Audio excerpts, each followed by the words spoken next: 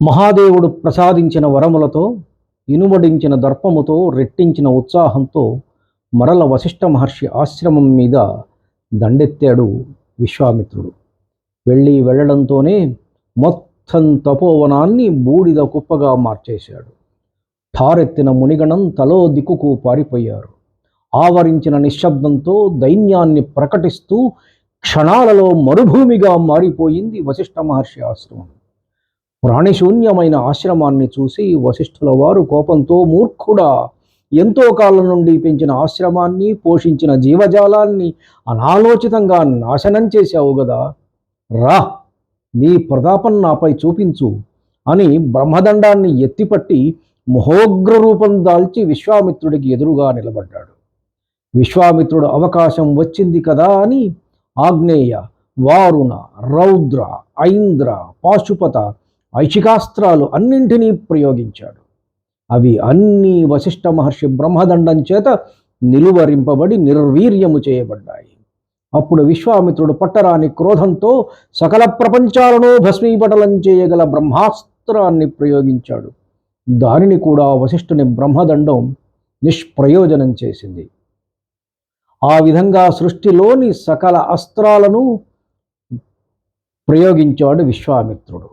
ఆ అస్త్రాలు కానీ, విశ్వామిత్రుని క్షాత్రం కానీ వశిష్ఠుడి బ్రహ్మతేజం ముందు వెలవెలాపోయాయి. అప్పుడు మరొక్కసారి భంగపాటు పొందిన విశ్వామిత్రుడి మదిలో ఆలోచన మొదలయ్యింది. అన్ని అస్త్రాలు వికలమైపోయాయి. అన్ని శస్త్రాస్త్రాలు విఫలమైపోయాయి. ఆహా, బ్రహ్మర్షి ఎంత శక్తివంతుడు! ఇక నుండి నా సర్వశక్తులు వినియోగించి బ్రహ్మర్షి పదం సిద్ధింపజేసుకుంటాను అని సంకల్పించుకున్నాడు. ఆ ఆలోచన రావడమే తరువాయి అమలులో పెట్టేశాడు విశ్వామిత్రుడు. తీవ్రమైన తపస్సు 1000 సంవత్సరాలు చేశాడు. అప్పుడు బ్రహ్మదేవుడు ప్రత్యక్షమై, నీవు ఈ తపస్సు వల్ల రాజర్షివైనావు అని పలికాడు. అదేమిటి, నేను బ్రహ్మర్షిని కానా అని ప్రశ్నించాడు విశ్వామిత్రుడు. కావు అని సమాధానమిచ్చి అంతర్ధానమయ్యాడు బ్రహ్మదేవుడు. సిగ్గుతో చితికిపోయిన విశ్వామిత్రుడు మరల తీవ్రమైన తపస్సు చేయనారంభించాడు. అలా తపస్సు చేస్తుండగా ఒకరోజు ఆయన వద్దకు త్రిశంకువు అనే రాజు వచ్చాడు. త్రిశంకువు ఇక్ష్వాకు వంశపు రాజు. ఆయనకు తన శరీరంతో స్వర్గానికి వెళ్ళాలి అనే కోరిక కలిగింది. ఆ కోరిక తీర్చడానికి యజ్ఞం చేయమని కులగురువు వశిష్ఠ మహర్షి వద్దకు అడిగాడు. అందుకు ఆయన నిరాకరించి, ఇది సాధ్యమయ్యే పని కాదు అని చెప్పి పంపేశాడు.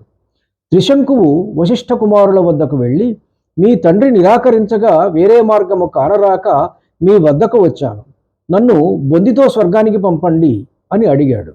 అందుకు వారు కూడా నిరాకరించి, కులగురువు మాట పాటించని నీకు భయంకరమైన జుగుప్సాకరమైన రూపం కలుగుగాక అని శాపం ఇచ్చారు.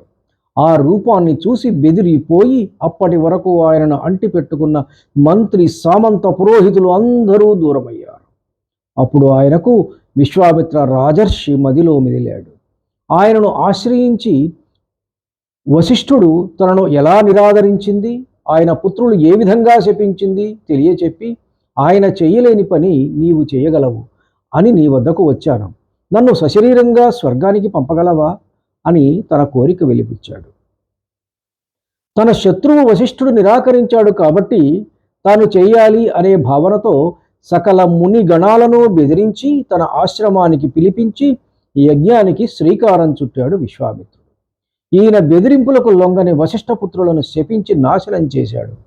అంత నష్టపరచినా కూడా వశిష్ఠ మహర్షి శాంతంగా ఉన్నారు. యజ్ఞ పరిసమాప్తి రోజున త్రిశంకువును శరీరంతో స్వర్గానికి పంపాడు విశ్వామిత్రుడు. కానీ అందుకు ఇంద్రుడు నిరాకరించి అతనిని స్వర్గం నుంచి పడదోశాడు. త్రిశంకువు గింగరాళ్ళు తిరుగుతూ భూమిని సమీపిస్తూ కాపాడు కాపాడు అంటూ కేకలు వేశాడు.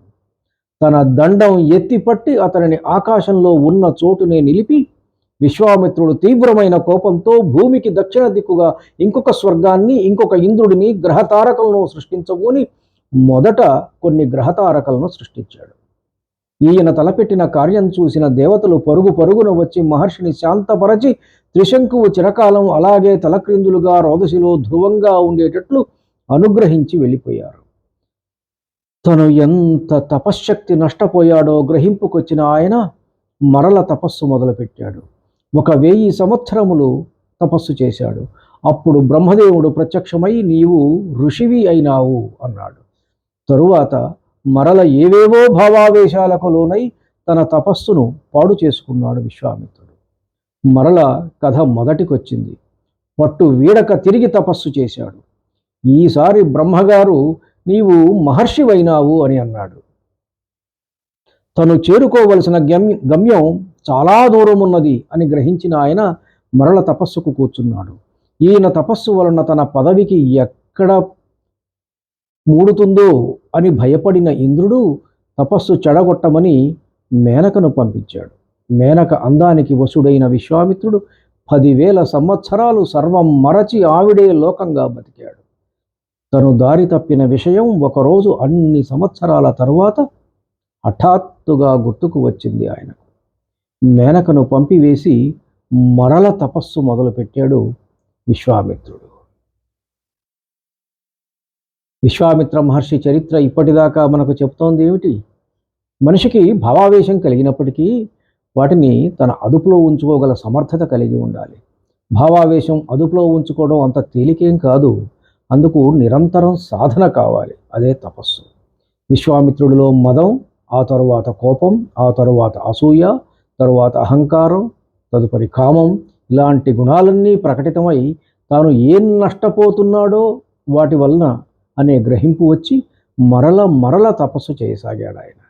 అంటే ప్రతిసారి సెల్ఫ్ ఇంట్రాస్పెక్షన్, రికన్సైలియేషన్ ఇవి చేసుకొని తనను తాను మెరుగుపరుచుకున్నాడు.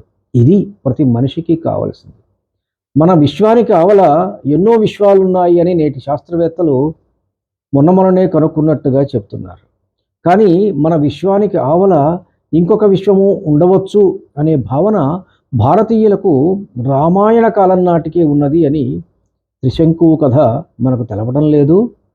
ఇది భారతీయం అంటే.